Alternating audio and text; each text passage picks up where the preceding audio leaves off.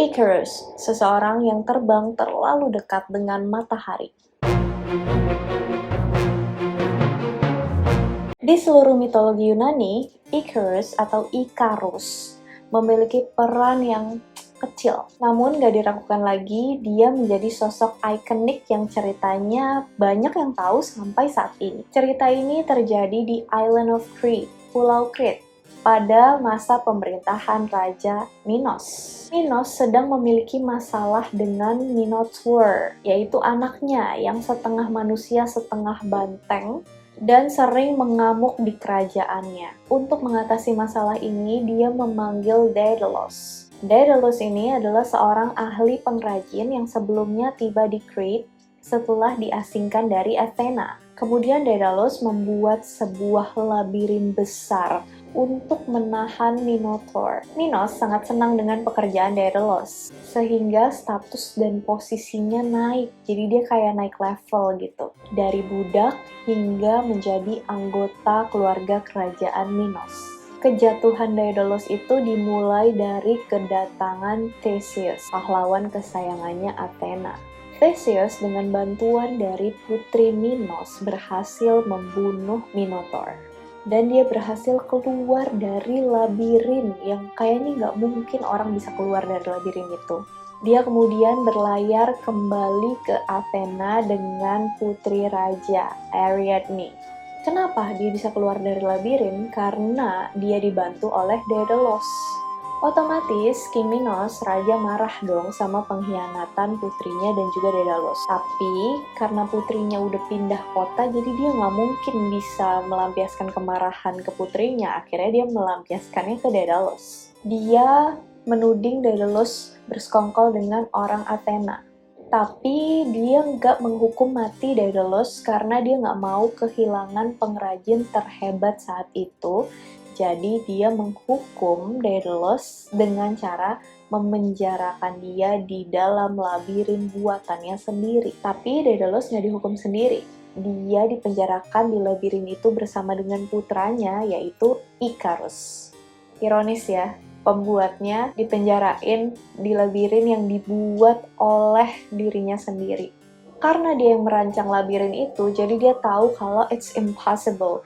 Nggak mungkin ada orang yang bisa keluar dari labirin itu, jarang banget gitu. Theseus salah satu yang lucky, yang beruntung.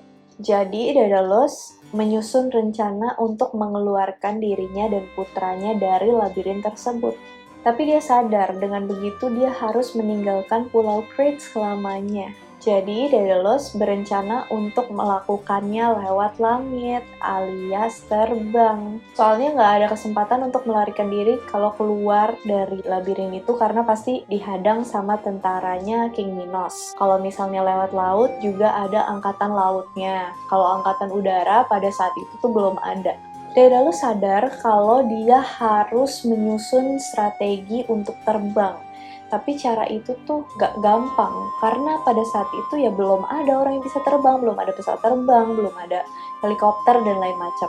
Nah, kira-kira suatu pagi ada sekawanan burung yang lewat di atas Icarus dan juga Daedalus. Dia langsung punya ide, dia terinspirasi dan dia suruh anaknya, Icarus, untuk mengumpulkan semua bulu yang dia ketemuin. Pokoknya bulu apa aja kumpulin deh sebanyak-banyaknya. Sama seperti burung yang baru saja dilihatnya, dia membuat sayap dari bingkai kayu.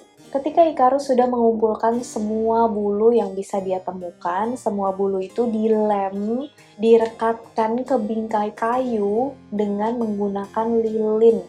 Setelah Daedalus membuat 2 pasang sayap untuk dirinya dan juga anaknya, Icarus, dia memperingatkan kepada Icarus untuk hati-hati karena sayap memiliki banyak kekurangan.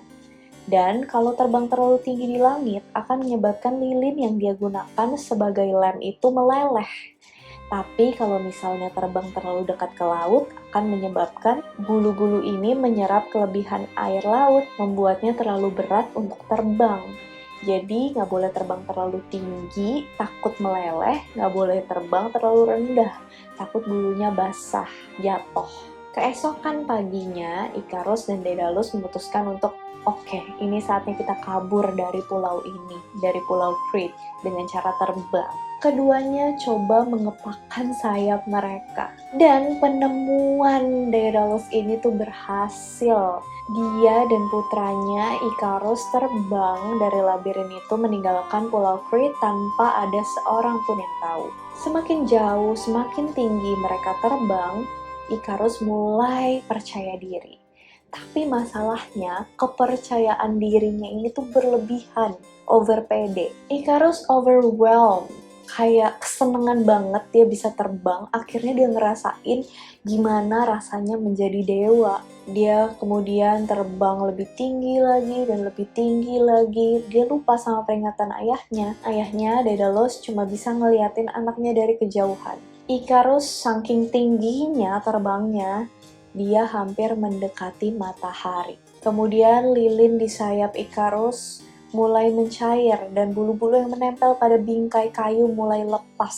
Ketika Ikarus akhirnya sadar seberapa tinggi dia terbang, itu udah terlambat. Dia mulai jatuh sambil memegangi sayapnya dengan bulu-bulu yang sudah rontok. Daedalus gak bisa berbuat apa-apa karena Ikarus sudah jatuh menghantam laut saking kerasnya dan sekarat. Daerah dia mendarat itu dinamakan Laut Ikarian, dan pulau tempat tubuhnya terdampar juga dinamakan Ikarian untuk mengenang Ikarus. Variasi cerita yang paling banyak setelah Ikarus meninggal, Daedalus mulai kabur sejauh-jauhnya karena pada saat itu King Minos sudah sadar kalau pengrajinnya telah kabur dan dia mengerahkan segala bala tentaranya untuk mencari Daedalus. Nah, Herakles menyaksikan kematian putra Daedalus itu. Dia menyaksikan bagaimana Ikarus terlalu dekat dengan matahari dan akhirnya jatuh dan dia menguburkan Ikarus. Dia melakukan upacara pemakaman yang tidak bisa dilakukan oleh Daedalus.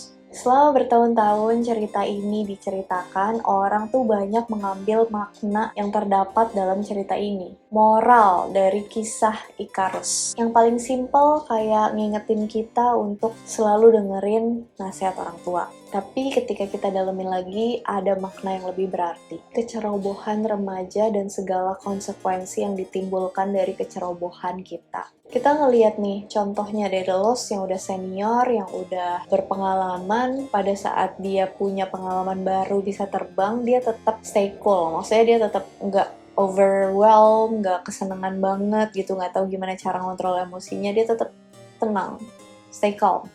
Tapi Ikarus yang nggak berpengalaman, dia lebih ya kaget aja dengan sensasi terbang, dia merasa seperti dewa dan dia akhirnya meninggal. Kematian Ikarus juga merupakan peringatan dari dewa karena manusia memang tidak ditakdirkan untuk terbang. Oleh karena itu, Ikarus dijadikan meninggal dan Daedalus jadinya menyesal seumur hidup. Ceritanya mengajarkan kita untuk tetap berkepala dingin dan tidak tergesa-gesa, tidak mengejar kesenangan instan. Ikarus bisa aja ngontrol emosinya dan dia setelah aman juga bisa gitu terbang berkali-kali semau dia, sebanyak apapun yang dia mau. Tapi karena emosi sesaat, jadinya dia lupa sama semua itu dan kesalahannya fatal. Jatuhnya Ikarus ini adalah kisah tragis, tapi juga bisa ngingetin kita akan kehati-hatian dan juga kesederhanaan. Kalau kalian, apa makna yang bisa kalian ambil dari cerita Ikarus ini? Thank you so much guys for watching. Hope you guys like it and see you on my next video only on Geek Relia.